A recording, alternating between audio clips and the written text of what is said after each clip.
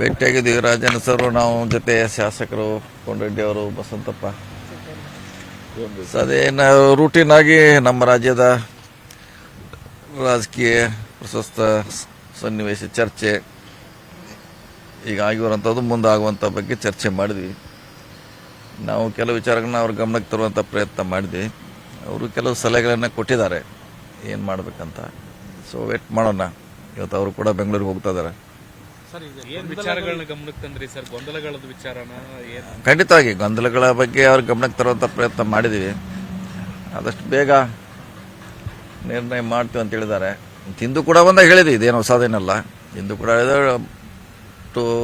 ಭಾಳ ಲೇಟ್ ಆಗಿದೆ. ಸೊ ಬಗೆಹರಿಸುವಂಥ ಪ್ರಯತ್ನ ಮಾಡಿ ಗೊಂದಲ ಅಂತ ಹೇಳಿದ್ದೀವಿ.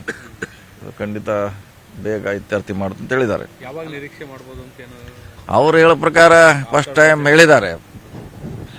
ನಾವು ಒಂದು ಕನ್ಕ್ಲೂಷನ್ ಬಂದಿದ್ದೀವಿ, ಮಾಡ್ತೀವಿ ಅಂತ ಹೇಳಿದ್ದಾರೆ.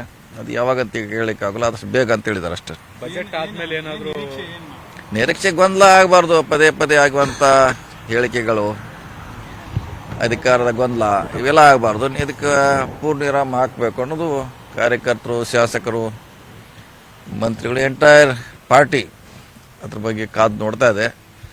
ಇನ್ನು ವಿಳಂಬ ಮಾಡದೆ ಬೇಗ ಮುಗಿದ್ರೆ ಒಳ್ಳೇದು.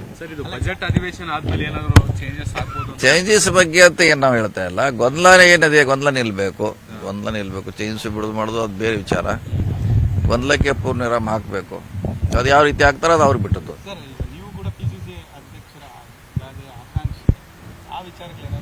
ಇಲ್ಲ ಮೊದಲು ಗೊಂದಲ ಬಗೆಹರಬೇಕು, ಆಮ್ಯಾಗ ನಿಮ್ದು ಏನು ಇದ್ದಿದ್ದು ಫಸ್ಟ್ ಇದು ಬಗೆಹರಬೇಕಂತ ವಿನಂತಿ ಮಾಡಿದ್ವಿ.